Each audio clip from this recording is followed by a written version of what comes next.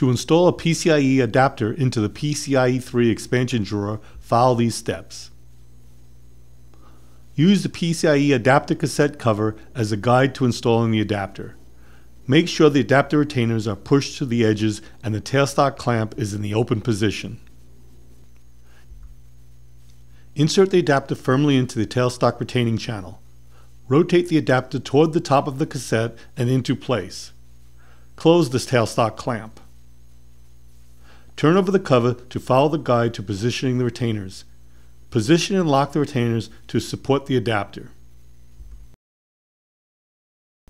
On the front of the cassette cover, follow the guide to replace the cover.